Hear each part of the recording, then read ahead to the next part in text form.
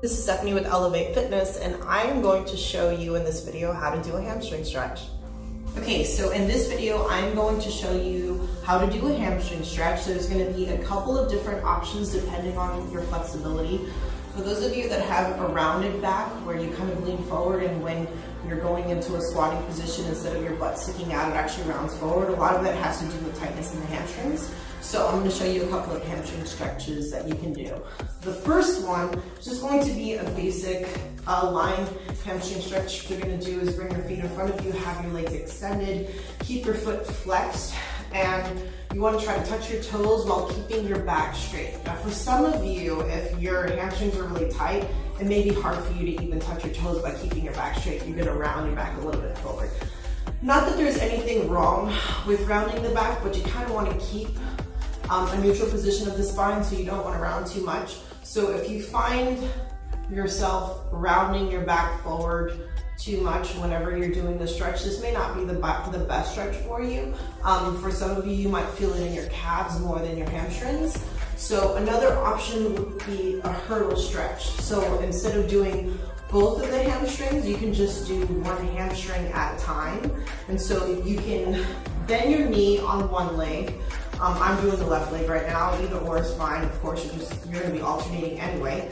And what you do is, while you keep one leg bent, you keep the other one extended, and as you keep a straight back, you lean forward and try to touch your toes with your hands. You can even put your heel or your palm on your toes if you're that flexible. Otherwise, while you're keeping your back straight, you just lean forward into the leg that you're stretching, and you're going to feel that in the back of the leg. And for some of you, depending on how tight your calves are, you'll probably feel it in your calves too. But this is going to be a little less strenuous than if you were doing both legs on your own. So once you're done with that, you can hold for 15 to 30 seconds, and then you can alternate to the other side.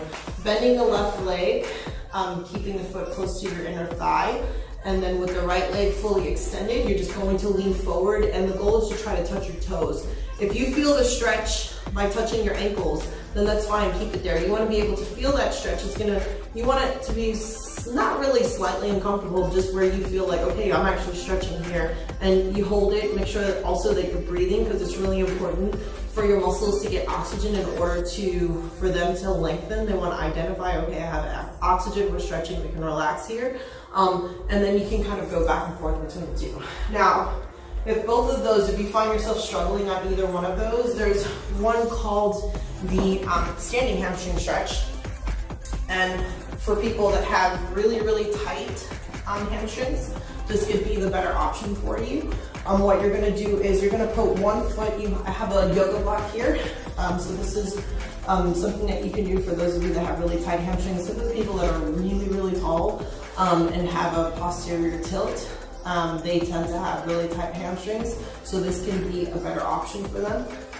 What you can do is put your heel on the block here, and you're keeping this leg tight, okay? Or keeping this leg extended. And as you have this in an extension, you can start out with your back in a neutral position or in a neutral standing position. Put your hands in the air, and then you're just going to lean forward, keeping that back straight and keeping this leg straight as well. And as you lean forward, this part of your hamstring will start to get stretched. For some of you, your flexibility may be up here. That's okay. Wherever you actually start to feel the pull of the muscle where it's being stretched, that's where you want to stay. Hold it for about 15 to 30 seconds. Take deep breaths in through your nose, out through your mouth. And as you breathe in deeper and deeper, you should feel the muscle starting to release a little bit more, okay? So those are a couple of different options that I would recommend for doing a hamstring stretch. And if I'm in my training session with you and I tell you your hamstrings are really tight, you need to focus on stretching them, then I would recommend trying these 3 stretches.